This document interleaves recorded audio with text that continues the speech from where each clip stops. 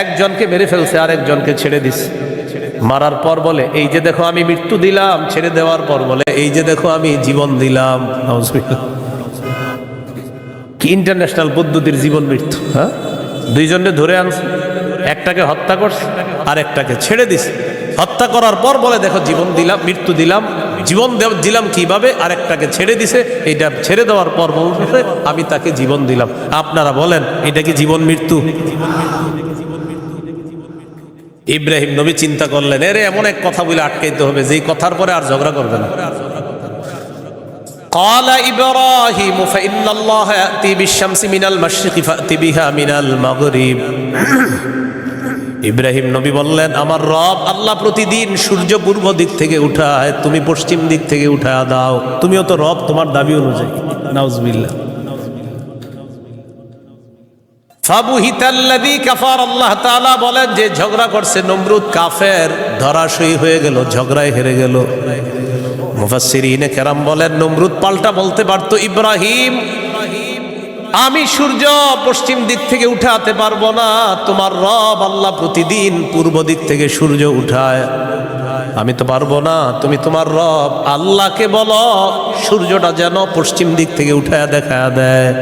মুফাসসিরিনে কেরাম বলেন নমরুদ বুঝে শুনেই পাল্টা চ্যালেঞ্জ দেয় নাই। কেন দেয় নাই? নমরুদ কিন্তু চ্যালেঞ্জ দিতে পারতো পাল্টা, ইব্রাহিম তুমি আমারে বললা আমি যেন সূর্য পশ্চিম দিক থেকে উঠাই, তোমার রব যেহেতু পূর্ব দিক থেকে উঠায়, তো পাল্টা প্রশ্ন করতে পারতো নমরুদ ইব্রাহিম আমি তো পারলাম না, তোমার রব আল্লাহকে বলো আল্লাহ যেন সূর্যটা পশ্চিম দিক থেকে উঠায় দেখায়। মুফাসসিরিনে কেরাম বলে নমরুদ এটা বুঝে শুনেই পাল্টা প্রশ্ন করে নাই, কারণ নমরুদ জানে এই প্রশ্ন করলে ইব্রাহিম চ্যালেঞ্জ গ্রহণ করবে, আল্লাহকে বলবে আল্লাহ সাথে সাথে সূর্য পশ্চিম দিক থেকে উঠায় দেখায়। আর এটা যদি করে ফেলে নমরুদের দল ছোট হয়ে যাবে, হালকা হয়ে যাবে। এই জন্য নমরুদ আর পাল্টা চ্যালেঞ্জ দেয় নাই। বলেন তো নমরুদকে রাজত্ব দিয়েছিল কে? দেওয়ার পর বলে আমি খোদা। কি বলে? আমি খোদা। এই জন্য প্রিয় ভাইয়েরা সামনের দিকে যাদেরকে আমরা শাসন ক্ষমতায় বসাবো, যাদেরকে আমরা দায়িত্ব দিব, বুঝে শুনে দায়িত্ব দিতে হবে। কি শুনে? বলেন আমার সাথে প্রতিদিন 2 রাকাত অতিরিক্ত নফল নামাজ পড়ব, পড়ার 3টা দোয়া করব। 1 নাম্বার আল্লাহ, বলেন আল্লাহ কিয়ামতের আগে বাংলাদেশে আর কোন নারী প্রধান চাই না। হ্যাঁ,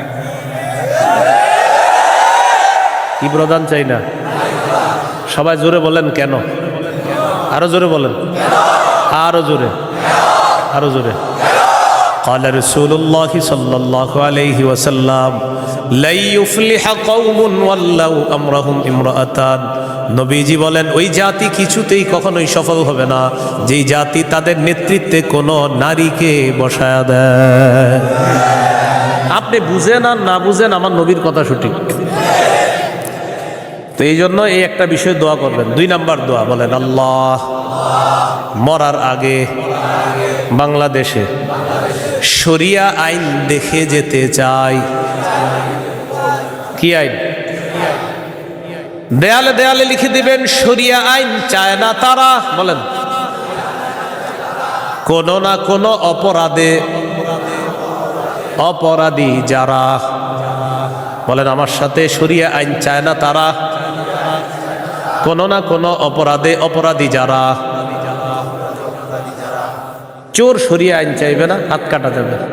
ধর্ষক শরিয়া আইন চাইবে না, তাকে পাথর মেরে হত্যা করা হবে, তার উপর ইসলামের শাস্তি প্রয়োগ করা হবে। এই জন্য ধর্ষক চাইবে না, চোর চাইবে না।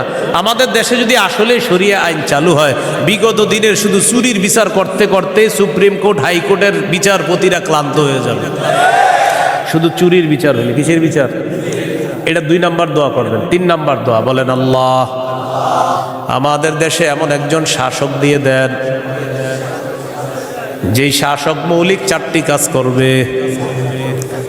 1 নাম্বার নামাজ কায়েম করবে, 2 নাম্বার যাকাত প্রতিষ্ঠিত করবে, 3 নাম্বার সৎ কাজের আদেশ করবে, 4 নাম্বার অসৎ কাজের নিষেধ করবে।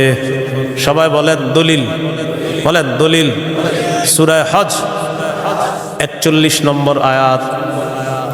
কোন সূরা? কত নম্বর আয়াত? এই আয়াতে আল্লাহ বলেন আল্লাযীনা ইম্মাক্কান্নাহুম ফিল আরদি আকামুস সালাহ ওয়া আতাউয যাকাতা ওয়া আমারু বিল মারুফি ওয়া নাহাউ আনিল মুনকার। আল্লাহ তাআলা বলেন আমি যাদেরকে দুনিয়ার শাসন ক্ষমতায় বসাই তাদের মৌলিক কাজ হবে 4টা। 1 নাম্বার আকামুস সালাহ, তারা রাষ্ট্রীয়ভাবে নামাজ কায়েম করতে হবে। রাষ্ট্রের প্রত্যেকটা নাগরিক যেন নামাজ পড়ে এই দায়িত্ব পালন করতে হবে। 2 নাম্বার ওয়া আতাউয যাকাত, যাকাতের বিধান রাষ্ট্রীয়ভাবে চালু করতে হবে। আমাদের দেশে যদি রাষ্ট্রীয়ভাবে যাকাতের বিধান চালু হয়ে যায় আর সব ধনীরা যদি 1 বছর যাকাত আদায় করে, কয় বছর? ওই বছর সুদ বলবে যাকাত তুমি ভালো থেকো, আমি সুদ বিদায় নেই। কয় বছর? 1 বছর যদি যাকাত যারা দেয় এরা যদি দেয়, সুদ বলবে যাকাত তুমি থাকো, আমি চলে যাই, কারণ আমার আর থাকার জায়গা নাই। বলেন আমার সাথে, সুদে ফকির আরো ফকির হয়, যাকাতে ফকির আরো ধনী হয়। দলিল ইবনে মাজাহ 2279 নম্বর হাদিস। আবার বলেন, বলেন সুদে ফকির আরো ফকির হয়, যাকাতে ফকির ধনী হয়। বলেন আমাদের এই রাষ্ট্র সুদ ভিত্তিক হওয়ার কারণে এখন আমরা সবাই মোটামুটি ভিক্ষুক, কারণ আমাদের প্রত্যেকের মাথা পিছু 1,07,000 টাকা ঋণ। তো আপনি কোথায় ধনী? সুদের শেষ পরিণতি ভিক্ষা। এটা আপনার যদি বুঝে না আসে কিছু করার নাই। আমার নবীর কথা যেটা বলবে নবী, আজ হোক কাল হোক সেটা ফলবেই, কোনো সন্দেহ নেই। তো আমরা দাবি করি 90% মুসলমান, এখানের অর্থ ব্যবস্থা সুদ ভিত্তিক। এই জন্য আমরা স্লোগান পাল্টাবো, বলেন দারিদ্র বিমোচনে সুদ নয় যাকাত। বলেন তো দারিদ্র বিমোচনে কি? দারিদ্র বিমোচনে সুদ নয় যাকাত।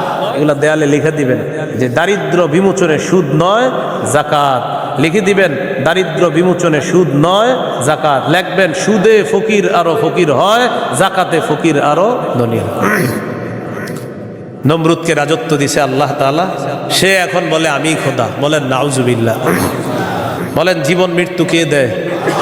এটা হলো সূরা বাকারা 258 নম্বর আয়াত। 259 নম্বর আয়াতটা শোনার আগে আগে বুঝেন। এক ব্যক্তি এক এলাকার সামনে দিয়ে যাইতেছে, যাওয়ার সময় দেখে কি এলাকার সবগুলা ঘর বাড়ি ছাদের উপরে পড়ে রয়েছে, নিচে ছাদ উপরে ঘর বাড়ি। আপনাদের এলাকার ছাদ কি নিচে থাকে না বাড়ির উপরে থাকে? কয়েকজন কইছে মানে অন্যদের ঘর বাড়ির ছাদ নিচে থাকে। ঘর বাড়ির ছাদ কই থাকে? এটা প্রথমে বললেন না কেন? মানে প্রথমে কয়েকজন কইছে কয়েক উপরে, মানে অন্যদের ছাদগুলা নিচে। আপনাদের ঘর বাড়ির ছাদ কই? তো এই কথাটা প্রথমে বললে সমস্যা ছিল কি? এক ব্যক্তি যাইতেছে এক এলাকার সামনে দিয়ে, যাওয়ার সময় দেখে ঘর বাড়ি সব ধ্বংস হয়ে